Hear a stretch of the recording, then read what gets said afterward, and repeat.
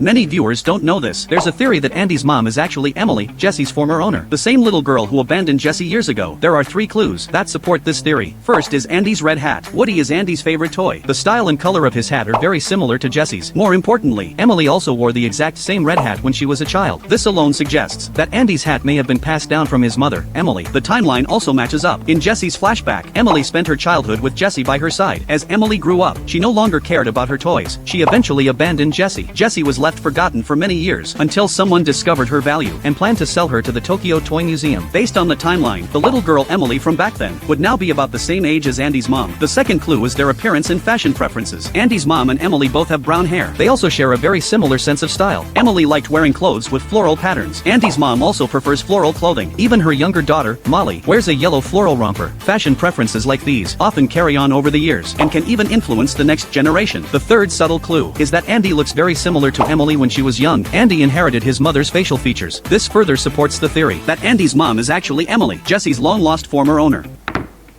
Why did Andy never question why his toys were never always in the same places? Actually, very few people noticed this. Andy always knew that his toys were alive. Many details in the movies can prove this theory. First, in the first movie, Woody and Buzz Lightyear disappeared. Andy was moving the next day, and he was extremely anxious, but on the way to their new home, the 2 toys suddenly appeared on top of the box. If they had been on top of the box the entire time, Andy could not have possibly missed seeing them. But when Andy saw them, he did not show the slightest bit of confusion. Second, in the second movie, Woody was stolen by the toy store owner. All the toys went together to rescue him. This lasted for an entire day. Woody and Buzz Lightyear were Andy's favorite toys. How could he not notice that his toys had been missing all day? When Andy returned to his room that night, he saw all the toys neatly placed on his bed. There were even 2 new toys, Jessie and Bullseye. Yet Andy calmly accepted it, without any suspicion. In the third movie, Andy was about to go to college. He planned to pack some of his toys away and store them in the attic. He put the toys into a black garbage bag. His mother mistakenly thought it was trash and threw it away. Andy argued with his mother because of this.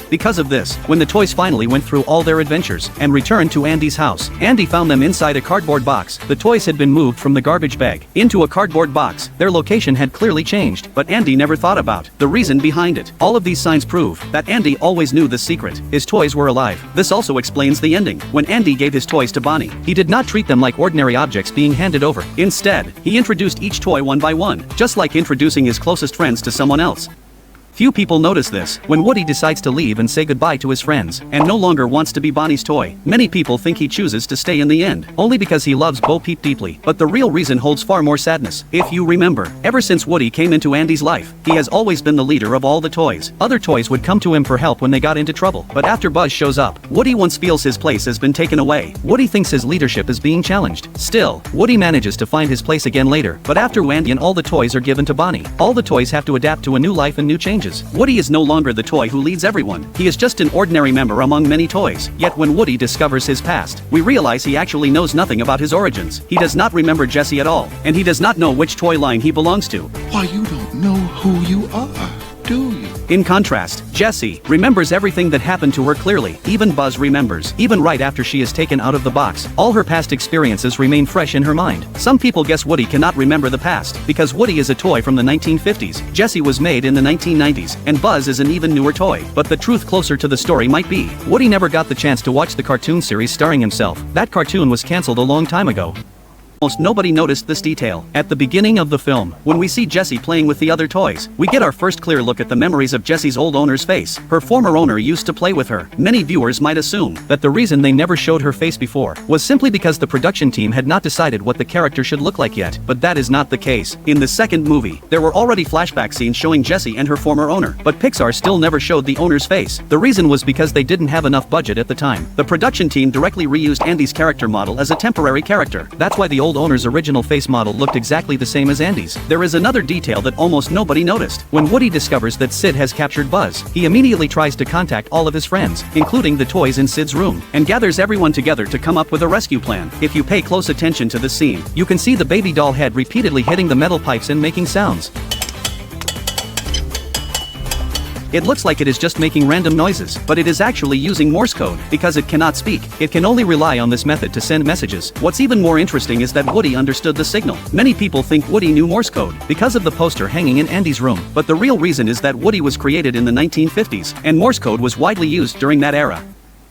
What is the real reason Jessie chose Buzz? If you remember, ever since Woody first met Jessie, everyone thought they would eventually end up together. They had the same interests, both of them were cowboys, and they were even from the same toy series. This rootin' tootin'est cowboy hero of all time, Sheriff Woody!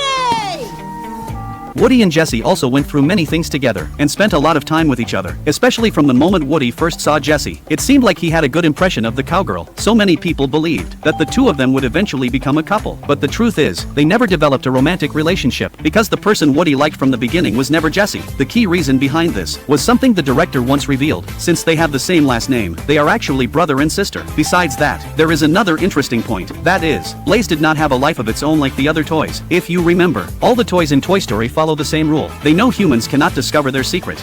You are a toy! So they immediately freeze whenever a person appears. We can see that Bonnie created Forky with just simple materials, and this new object was able to come to life. These are your friends. Hello. Crash.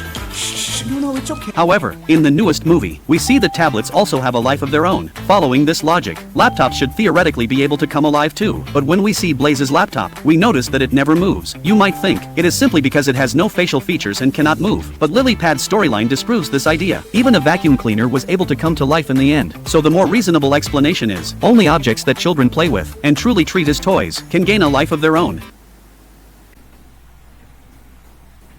Chuck is definitely not the fastest bird in Angry Birds. You've all been fooled. The real fastest bird is a huge surprise. Most people would never guess who it is. Coming in at number 4 is Bomb. Don't let his bulky body fool you. He's actually incredibly fast on his feet. During the mission to rescue the birds on Piggy Island, he teamed up with Chuck. He had no trouble keeping up with Chuck the entire time. Right before Zeta's explosion went off, Bomb rolled out of the way with incredible speed. He even moved faster than the blast wave from the explosion. His natural speed is already impressive. He can even push himself to accelerate for a short burst, but he's still much slower than Chuck. At number 3 is Chuck. His signature ability is extreme speed. Everyone on Bird Island recognizes him as the fastest runner. When Red came over to discuss the battle plan, before the doorbell even finished ringing, Chuck had already gotten up, washed up, and appeared behind Red in an instant. When they infiltrated the pig castle, Red was still figuring out how to get inside, and Chuck had already taken out every guard. Red didn't even have time to finish a single sentence. He's unmatched when it comes to short-distance sprints, but he's still not the fastest. In second place is Terrence. That's right, he's actually faster than Chuck, despite being the biggest bird on Bird Island.